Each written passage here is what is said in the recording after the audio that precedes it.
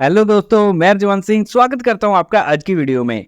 दोस्तों, आज हम बात करने वाले हैं स्मॉल कैप कैटेगरी के एक ऐसे म्यूचुअल फंड के बारे में जो कि सही परफॉर्म नहीं कर पा रहा। तो यहाँ पर हम बात करेंगे Tata small cap mutual fund की। तो आज की इस वीडियो में हम सभी इंपॉर्टेंट पार्ट्स को डिटेल में डिस्कस करने वाले हैं जिनकी वजह से जी म्यूचुअल फंड अच्छा परफॉर्म नहीं कर पा रहा और क्या आपको इस म्यूचुअल फंड में बने रहना चाहिए या इसे अवॉइड करना चाहिए। ये सभी बातें आपको वीडियो के दौरान समझ में आ जाएंगी। तो आइए बिना विलंब करे शुरू करते हैं इस म्यूचुअल फंड की बेसिक डिटेल से। तो यहाँ पर सबसे पहले अगर हम Tata small cap mutual fund के ट्रैक रिकॉर्ड की बात करते हैं तो इसको लॉन्च किया गया था 19 अक्टूबर 2018 को। तो 7 साल 1 महीने का ऐसे समय हो चुका है और ये म्यूचुअल फंड जिस बेंचमार्क इंडेक्स को फॉलो करता है वो है Nifty small cap 250 TRI index, जिसको टोटल रिटर्न इंडेक्स बोला जाता है। तो इसमें इंडिया की टॉप 250 स्मॉल कैप कैटेगरी की कंपनीज शामिल हैं।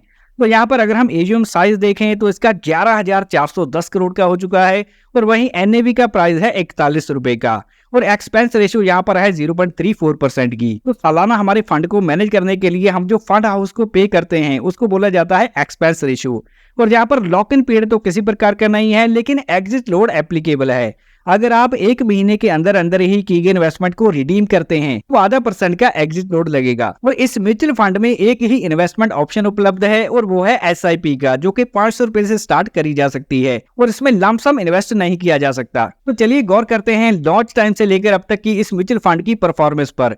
तो यहाँ पर पिछले 6 महीनों के रिटर्न्स देखते हैं तो ये माइनस में हमें दिखाई दे रहे हैं 8% के और कैटेगरी एवरेज यहाँ पर हमें 1% नेगेटिव में दिखाई दे रही है। और वहीं इसका जो बेंचमार्क इंडेक्स है इसने पिछले 6 महीनों में नेगेटिव में रिटर्न दिए हैं 5.5% के। और यहाँ पर पिछले 1 साल में इस म्यूचुअल फंड ने 14.5% के नेगेटिव रिटर्न जनरेट किए और कैटेगरी एवरेज रही 7.5% नेगेटिव में और यहाँ पर बेंचमार्क के रिटर्न तकरीबन 10% नेगेटिव में नजर आ रहे हैं।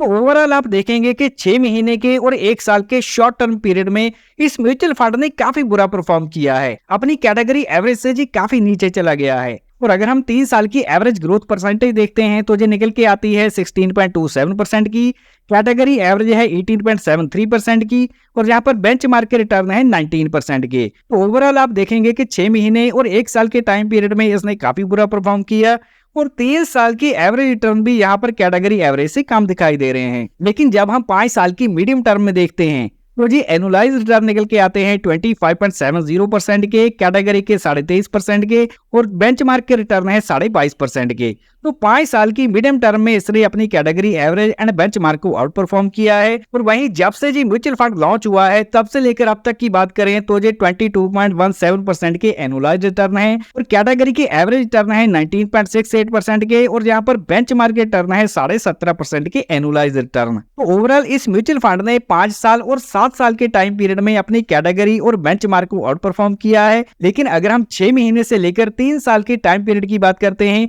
तो उसने अंडर परफॉर्म किया है। तो यही कारण है जिसकी वजह से काफी सारे इन्वेस्टर सोच में पड़े हुए हैं कि हमने ऐसे म्यूचुअल फंड में निवेश किया है जो बेंचमार्क से भी नीचे चल रहा है। तो चलिए अब हम फंड मैनेजर्स की ओर अपना रुख करते हैं। तो जिसमें सबसे पहले नाम आता है चंद्र प्रकाश पडियार जी का, जो कि 18 सालों का एक्सपीरियंस रखते हैं और इस फंड हाउस में 20,238 करोड़ का फंड मैनेज कर रहे हैं। और अगर हम इनके एक्सपीरियंस की बात करें तो अप्रैल 2007 से अगस्त 2018 तक इन्होंने एल्केमी कैपिटल मैनेजमेंट में काम किया है। तो लॉन्ग टर्म इन्वेस्टिंग पर इनका शुरू से फोकस रहा है। और यहाँ पर दूसरा नाम आता है जितेंद्र खत्री का, जो कि 11,409 करोड़ का फंड मैनेज करते हैं और इनके पास भी 16 सालों का म्यूचुअल फंड इंडस्ट्री में एक्सपीरियंस है। तो ओवरऑल देखें तो फंड मैनेजर्स हमें काफी एक्सपीरियंस वाले दिखाई दे रहे हैं। लेकिन फिर ऐसी क्या स्ट्रेटेजी में डिफरेंस हो गया जिसकी वजह से जी म्यूचुअल फंड अच्छा परफॉर्म नहीं कर रहा, वो आपको आगे वीडियो में समझ आ जाएगा। और इसके बाद हम फोकस करने वाले हैं इस म्यूचुअल फंड की टॉप 10 होल्डिंग कंपनीज पर।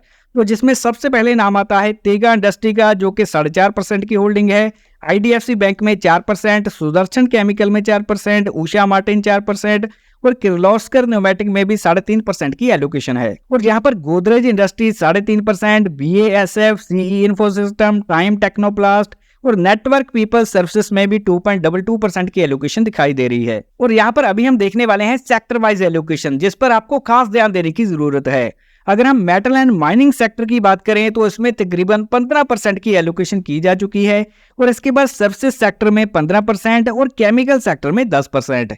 तो ओवरऑल आप देखेंगे कि मेटल एंड माइनिंग सेक्टर और केमिकल सेक्टर, ये दोनों डिफरेंट सेक्टर्स है जो हमें नॉर्मली स्मॉल कैप फंड्स में देखने को नहीं मिलते। लेकिन इस टाटा के स्मॉल कैप म्यूचुअल फंड में तकरीबन 25% की एलोकेशन केवल इन दो ही सेक्टर्स में करी गई है। और इसके बाद बारी आती है फाइनेंशियल सेक्टर की 9.5%, कैपिटल गुड्स 8.5% और कंज्यूमर स्टेपल में भी 5.8% की एलोकेशन रखी गई है। और मटेरियल्स में 5.73 और हेल्थ केयर में 5.62% की एलोकेशन हमें सेक्टर वाइज यहाँ पर दिखाई दे रही है। और इंपॉर्टेंट रिस्क रेशियोज पर ध्यान केंद्रित किया जाए तो यहाँ पर हमें अल्फा रेशियो दिखाई दे रही है 0.38% की, जो कि कैटेगरी की एवरेज है 5.03% की।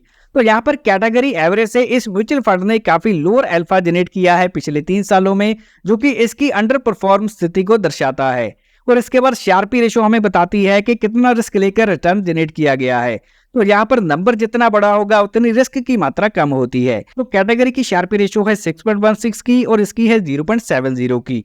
तो रिस्क ज्यादा लेकर रिटर्न जनरेट करने पर यहाँ फोकस किया गया है। और अभी बारी आती है बीटा रेशियो की, जो कि मार्केट सेंसिटिविटी को दर्शाता है कि जब भी मार्केट में करेक्शन आती है ये अपने बेंचमार्क के मुकाबले कितना ज्यादा वॉलेटाइल होता है। तो यहाँ पर 0.80 का इसका बीटा है, जो कि कैटेगरी एवरेज का 0.70 है। तो अपनी कैटेगरी से ये थोड़ा ज्यादा वॉलेटाइल है। और यहाँ पर स्टैंडर्ड डेविएशन भी हमें ज्यादा दिखाई दे रही है कैटेगरी से, जो कि 11.5% की है और इस फंड की है 16.5% की। तो अपनी कैटेगरी से ज्यादा वॉलेटाइल परफॉर्मेंस इसकी नजर आ रही है। और यहाँ पर पोर्टफोलियो पोजीशन को देखा जाए तो इसमें टोटल 61 स्टॉक्स हैं, जो कि अच्छी खासी डाइवर्सिफिकेशन को दर्शाते हैं।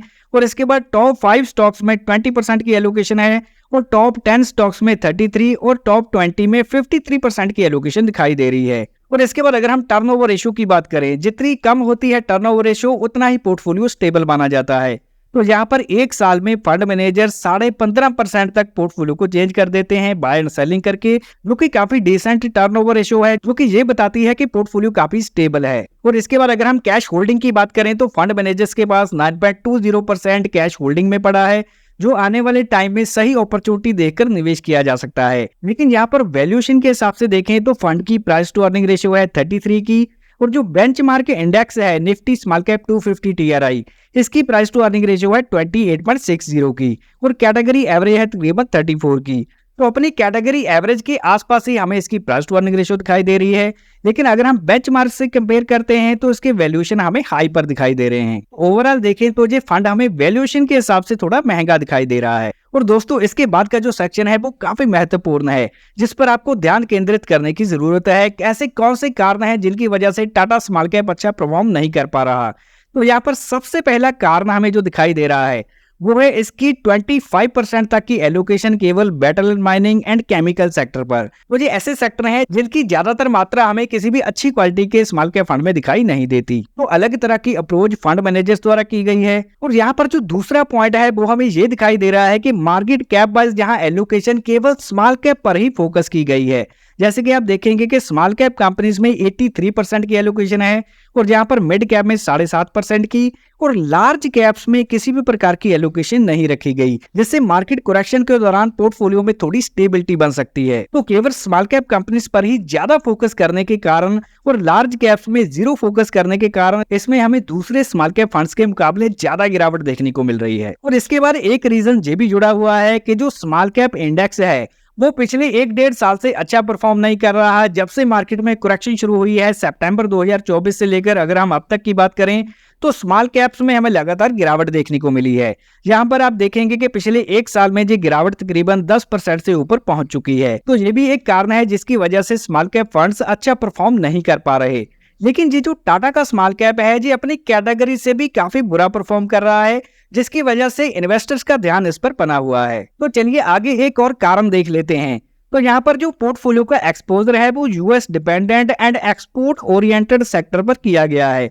जैसे कि आप देख सकते हैं कि सुदर्शन केमिकल है, बीएएसएफ है, तेगा इंडस्ट्रीज है और टाइम टेक्नोप्लास्ट, उषा मार्टिन, ये ऐसे सेक्टर हैं जो एक्सपोर्ट ओरिएंटेड हैं। और दूसरी तरफ आप आईटी सर्विसेज का भी मिसलेनियस सेक्टर देखेंगे, वो भी यूएस पर डिपेंडेंट है। तो यहाँ पर आए दिन आपको खबरें सुनने को मिल जाती हैं कि अमेरिका द्वारा जो टैरिफ लगाए गए हैं, तो अभी तक हमें ट्रेड डील कोई भी फाइनल होती दिखाई नहीं दे रही। तो ट्रेड डील में जितना डिले होता है उसकी वजह से भी कंपनीज के बिजनेस पर इफेक्ट पड़ता जा रहा है। और फंड मैनेजर्स द्वारा भी रैपिड चर्निंग नहीं की जा रही, जो कि अंडर परफॉर्मिंग स्टॉक्स हैं उनमें एलोकेशन को अगर लगातार कम किया जाता तब भी यहाँ पर हमें थोड़ी स्टेबिलिटी देखने को मिलती। और दोस्तों अभी हम कंपेयर करने वाले हैं इस म्यूचुअल फंड को इसी कैटेगरी के अच्छी क्वालिटी के स्मॉल कैप म्यूचुअल फंड से। तो यहाँ पर आप देख सकते हैं कि जो टाटा स्मॉल कैप का फंड है इसने पिछले एक साल में 14.5% के नेगेटिव रिटर्न जनरेट किए, और वहीं जो बंधन स्मॉल कैप है इसके तकरीबन 4% के हैं, HDFC के भी 4% के हैं, और यहाँ पर एडलवाइज के हमें 6% के दिखाई दे रहे हैं।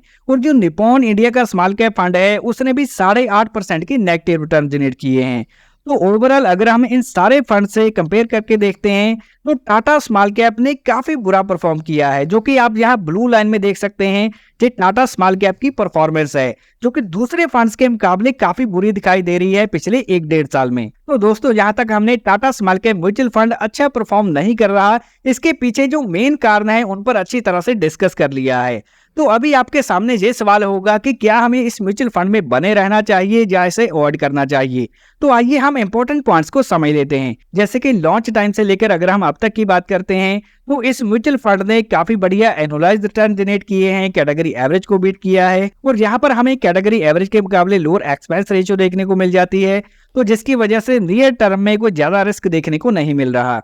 और अगर आप इस प्रकार के इन्वेस्टर हैं जिनका इन्वेस्टमेंट होराइजन 5 साल से कम का है और आपका mainly focus high return potential पर है, तो यहाँ पर ऐसे म्यूचुअल फंड में एसआईपी को स्टॉप करके अच्छी क्वालिटी के म्यूचुअल फंड में जिसमें मिड कैप और लार्ज कैप में भी एलोकेशन को ठीक रखा गया है, ऐसे म्यूचुअल फंड में निवेश को कंटिन्यू करने पर विचार किया जा सकता है। और अगर आपका इन्वेस्टमेंट होराइजन 5 साल से ज्यादा का है तो ऐसे म्यूचुअल फंड के साथ चला जा सकता है, लेकिन एसआईपी को इस समय स्टॉप करने पर विचार किया जा सकता है। तो दोस्तों ये था टाटा स्मॉल कैप फंड का डिटेल रिव्यू, और अभी हम डिस्क्लेमर देख लेते हैं। तो दोस्तों म्यूचुअल फंड इन्वेस्टमेंट मार्केट जोखिमों के अधीन होती है और इसमें मिलने वाले टर्न्स की कोई भी गारंटी नहीं होती, और किसी भी म्यूचुअल फंड की पास्ट परफॉर्मेंस ये इंडिकेट नहीं करती कि आने वाले सालों में भी उसी प्रकार के रिटर्न मिलेंगे। और हमारे द्वारा किसी भी इन्वेस्टमेंट स्कीम को प्रमोट नहीं किया जाता, क्योंकि हमने ये वीडियो बनाया है केवल एजुकेशन पर्पस के लिए।